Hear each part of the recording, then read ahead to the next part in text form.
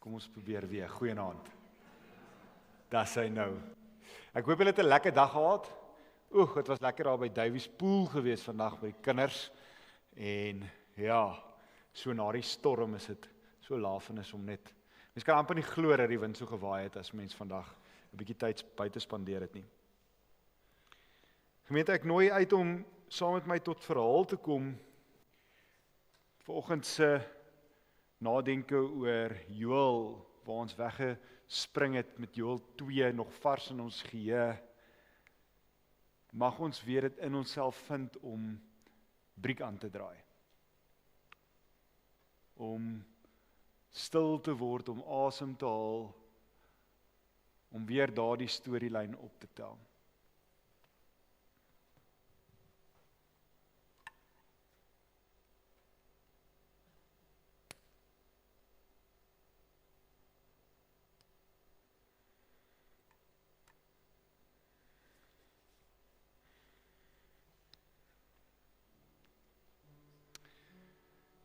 Dalk kom jy vanaand hier met woorde wat kort skiet.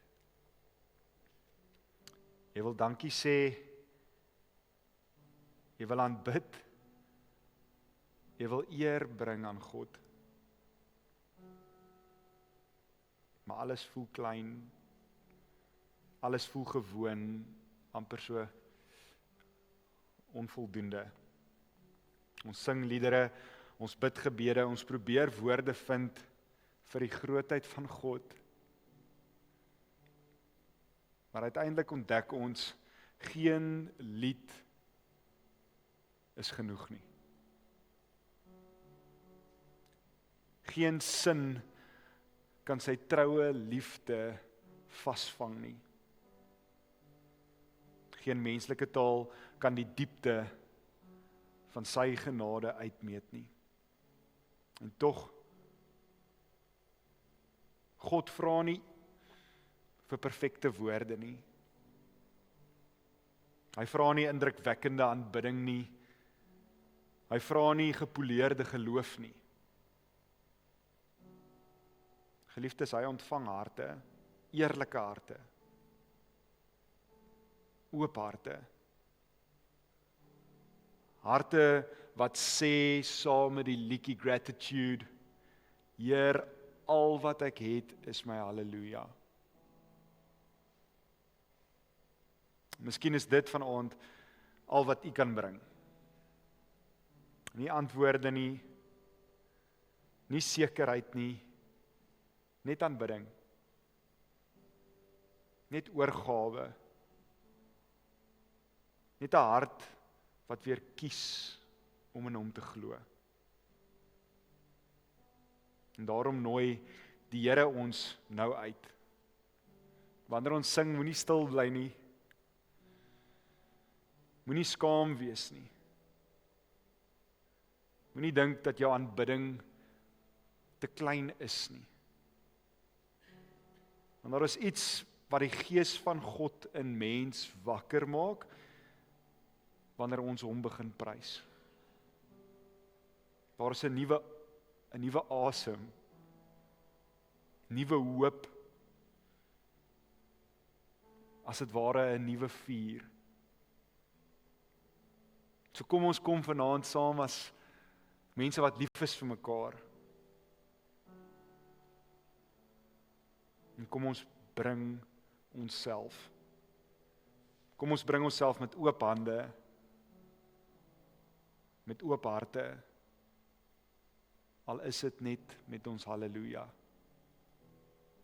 Kom ons aanbid die Here saam. Ons staan vir ons eerste 2 liedere. Kom ons staan.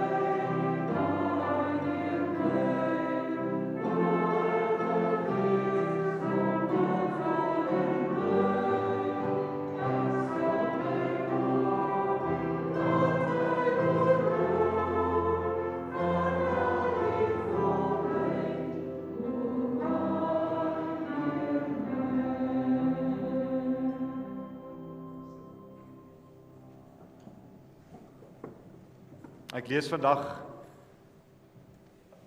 'n klein stukkie van wat Matt Redman, 'n baie bekende liedjieskrywer, oor aanbidding sê. Hy sê, worship is our response, both personal and corporate, to God for who He is and what He has done. And therefore, the heart of worship is all about Jesus. It's not about performance, style, or even actually the music. It's about bringing God something real from the heart. Kom ons sit net so vir ons volgende 2 liedere.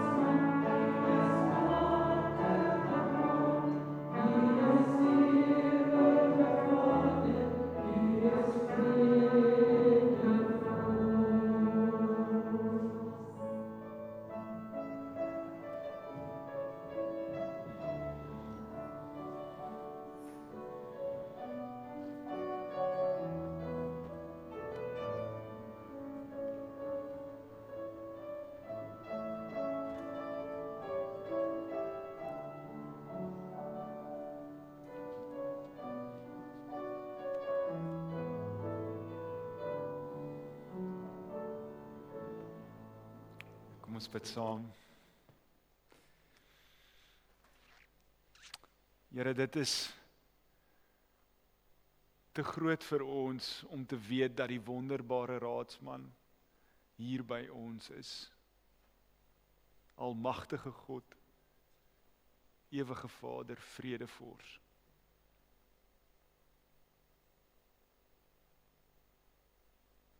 Here, ons is dankbaar dat U elkeen van ons insluit.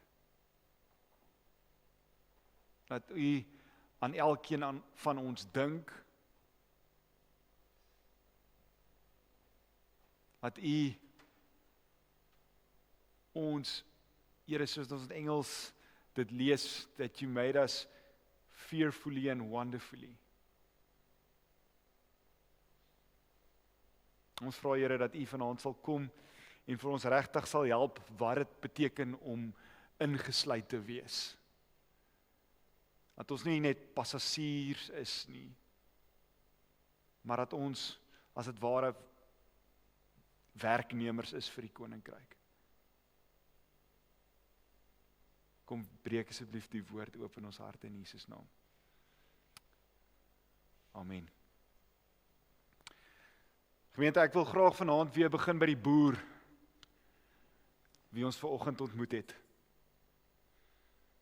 Hy staan in dieselfde land, waar hy so kort tydjie gelede die springkane beleef het. Waar hy absolute verlies in die oë gestaar het. Die grond wat eens kaal en stil was, begin nou ewe skielik weer tekens van lewe wys. Die eerste groen begin so bietjie deur die bruin breek. Die lig lyk anders. Die seisoen het gedraai.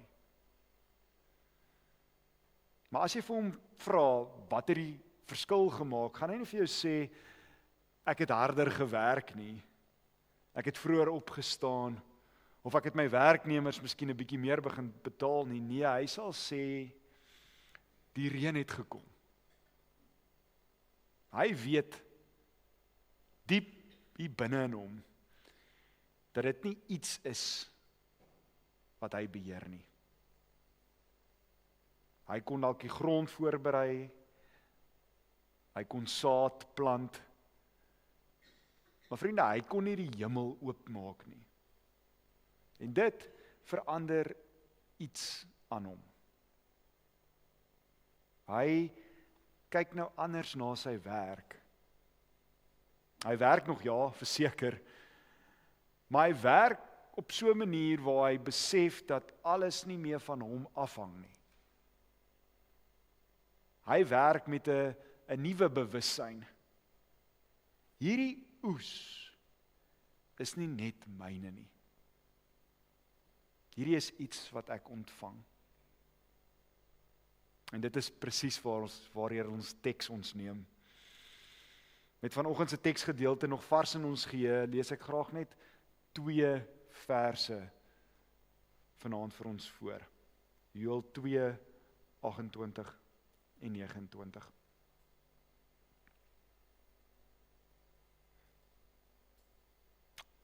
Na hierdie dinge sal ek my gees uitstort op alle mense. Dan sal julle seuns en julle dogters profeteer. Julle ou mense sal drome droom, en julle jong mense sal visioene sien. Selfs op die slawe en slavinne sal ek in daardie dae my gees uitstort. Na hierdie dinge. Na hierdie dinge. Hierdie 3 woorde is, en jammer dat ek nou weer daardie uitdrukking gaan gebruik, maar dit is so teologies gelaaid. Dit beteken dat wat nou gaan gebeur, nie los staan van dit wat voorheen gebeur het nie. Dit is nie 'n nuwe hoofstuk of kom ons sê 'n ander boek, wat niks met die vorige een te doen het nie. Nee, dit is 'n gevolg. Die vrug. Die oorvloed van alles wat reeds gebeur het. Dit kom na 'n volk wat geskrik het onder God se oordeel. 'n Volk wat gehoor het, maar selfs nou, soos wat ons vanoggend gesien het. 'n Volk wat teruggekeer het met hulle hele hart. 'n Volk wat God se ontferming begin beleef het. 'n Volk wat ontdek het, die Here is in ons midde. En eers dan, nie voor dit nie, maar daarna kom die groot belofte, ek sal my gees uitstort. Julle, dit is baie belangrik vir ons vandag. Ons wil baie keer 'n Pinkster hê sonder Joël 2 vers 12 tot 17, dit wat ons vanoggend gelees het. Ons wil die Gees hê sonder bekering. Ons wil krag ervaar sonder oorgawe. Ons wil insluiting hê sonder verandering of dan nou transformasie. Maar julle, die teks sê vir ons, die Gees word uitgestort waar harte terugkeer. Soos die boer. Hy moes eers leer dat hy nie in beheer is nie. En dit het sy manier van kyk verander, ook selfs soveel dat hy kon begin ontvang het. As ons die beweging van Joël 2 fyn dophou, dan sien ons iets ongeloofliks. God herstel eers die land, koring, wyn, olie, reën, oorvloed. En julle, dit is reeds genade, maar dan doen God iets nog groters.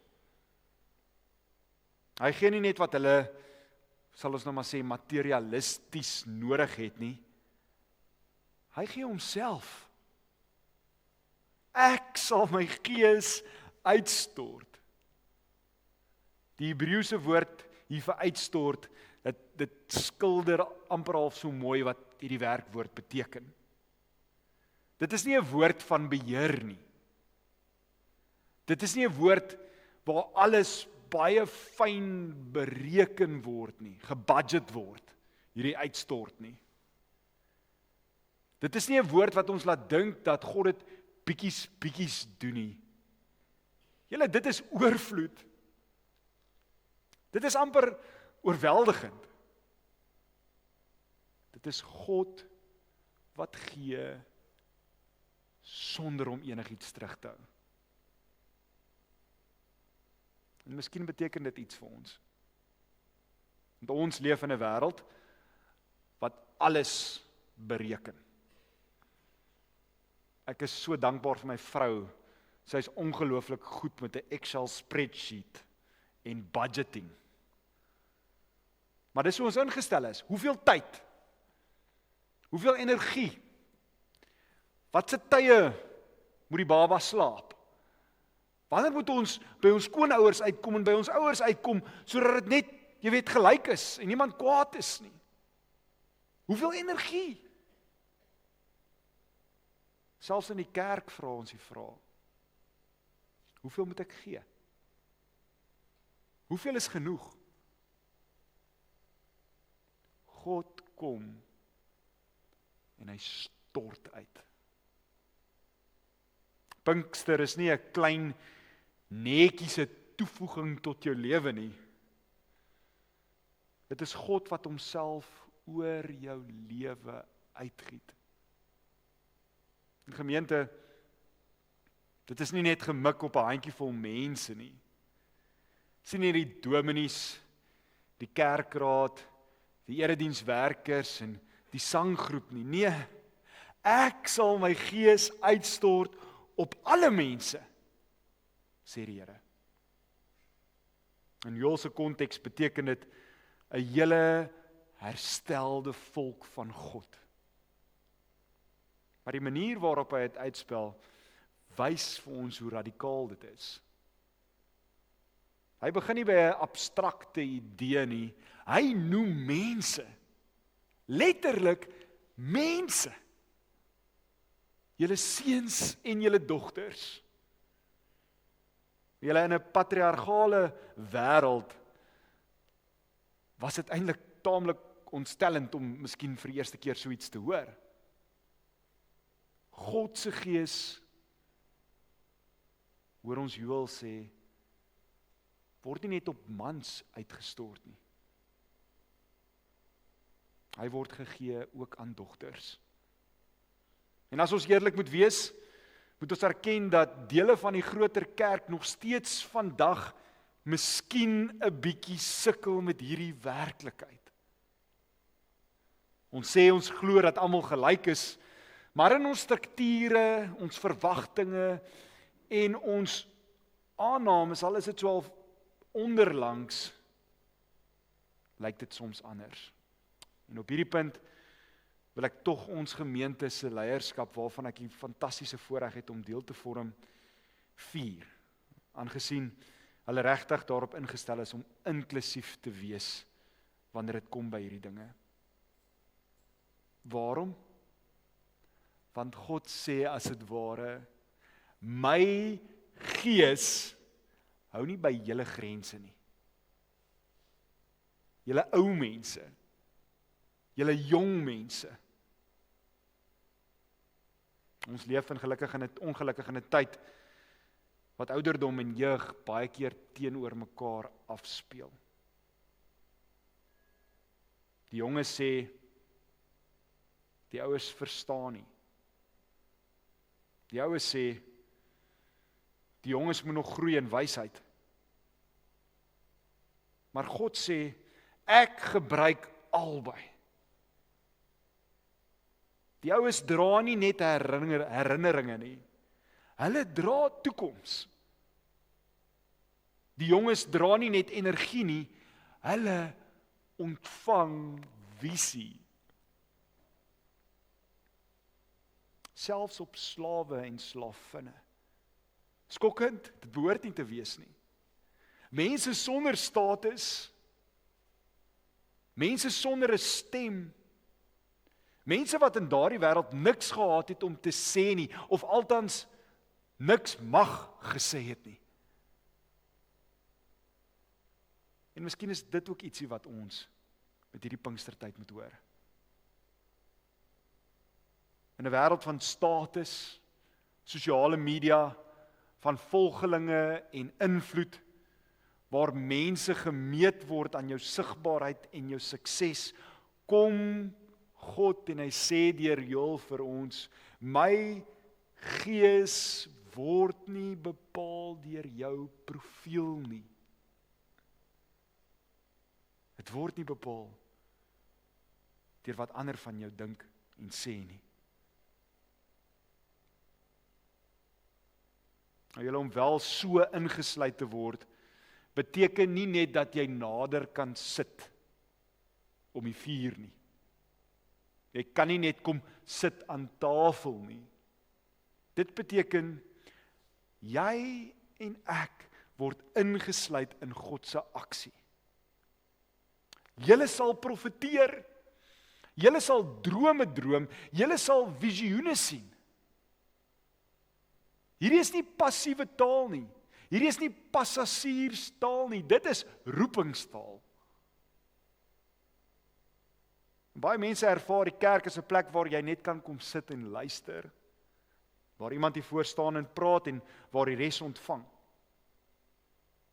Waar geestelike lewe gesien word as iets wat net aan 'n paar geestelike grootes gegee word. Maar julle Joël help ons reg.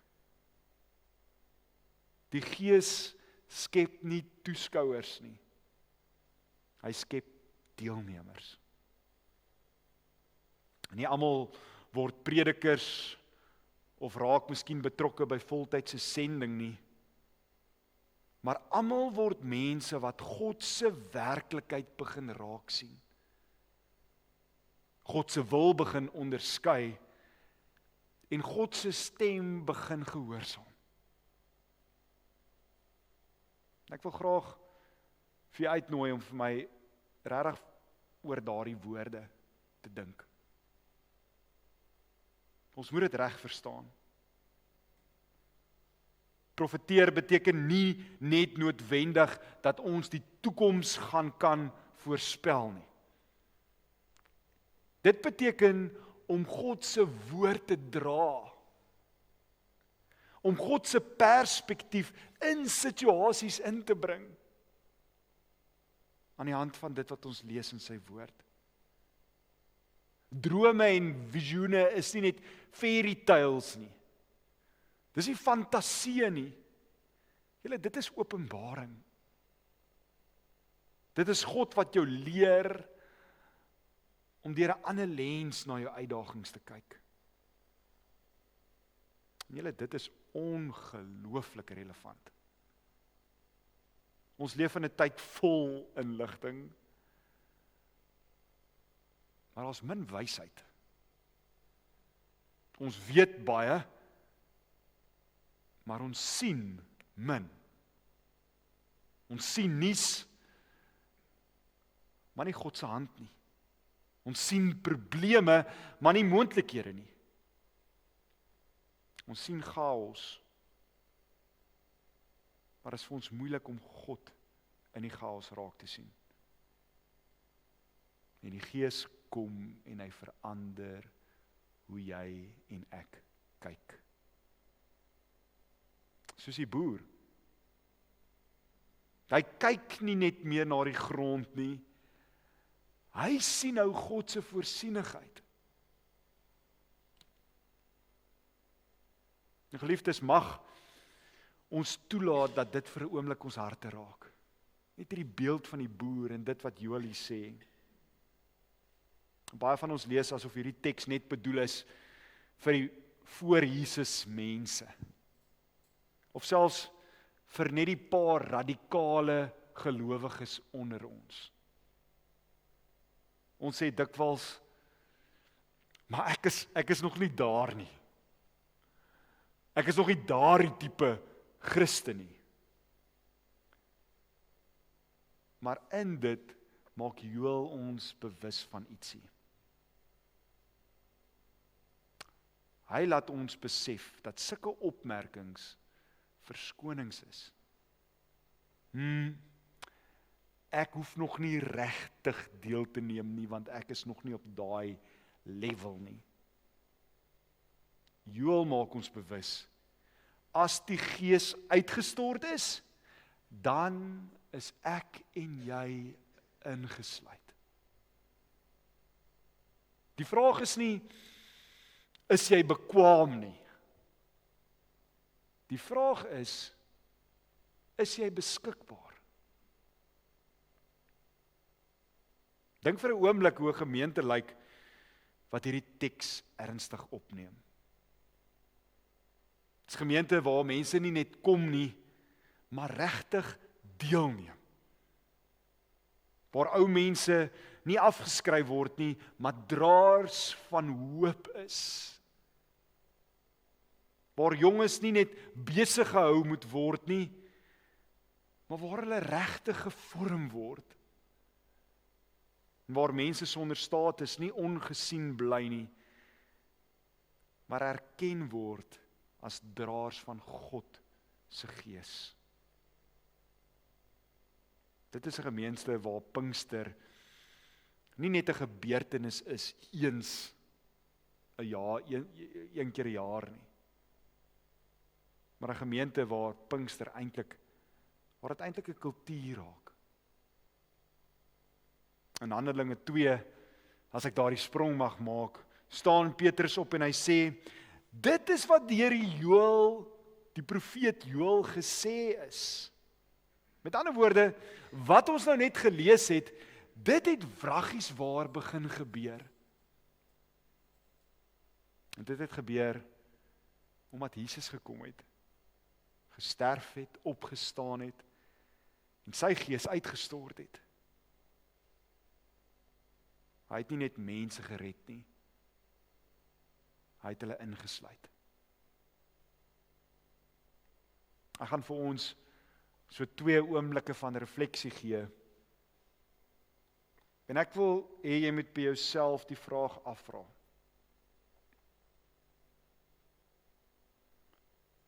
Waar hou ek myself terug? Waar glo ek dalk nog, God kan my nie gebruik nie?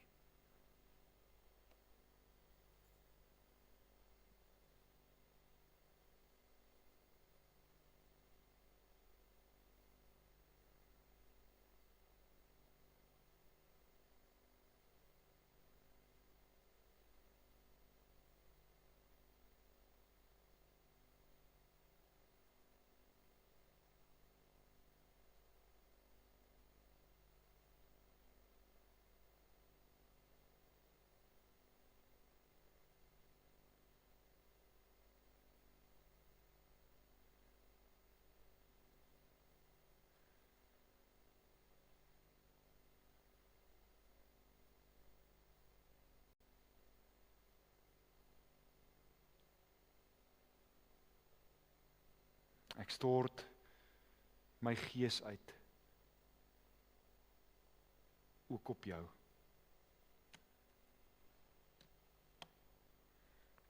En die boer staan weer in sy land. Hy werk nog, hy plant nog, maar nou werk hy anders. Hy weet, hierdie oes is nie net syne nie. Hy is deel van iets groter. Pinkster. Nie net dat God werk nie, maar dat hy mense insluit. Die vraag vanaand is nie, werk God nog nie? Die vraag is, sal jy ophou om net te kyk en begin deel wees? Kom ons bid saam.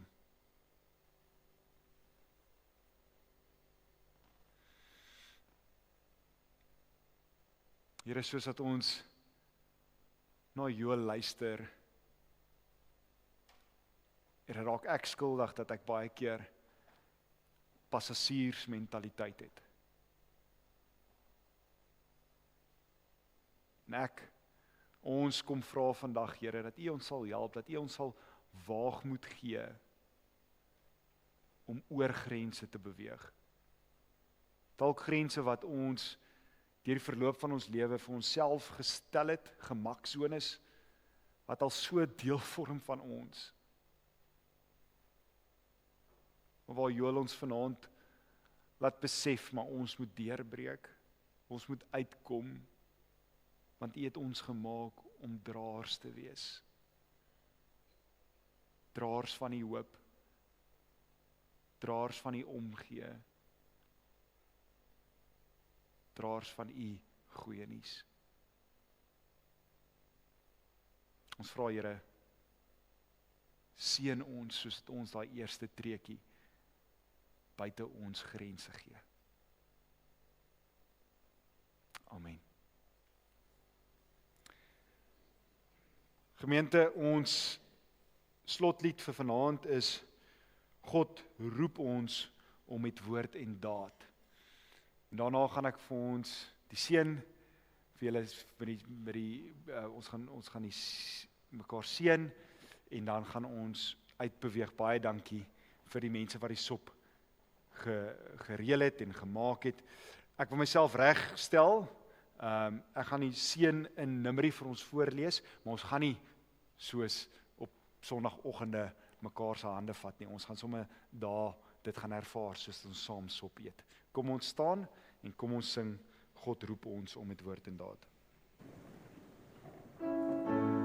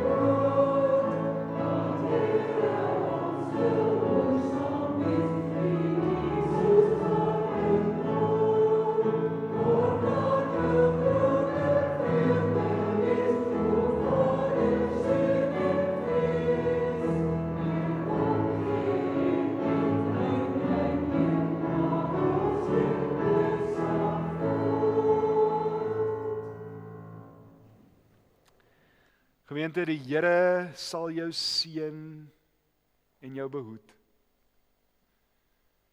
Die Here sal sy aangesig oor jou laat skyn en aan jou genade bewys. Die Here sal sy aangesig na jou toe oplig en aan jou vrede gee. Amen.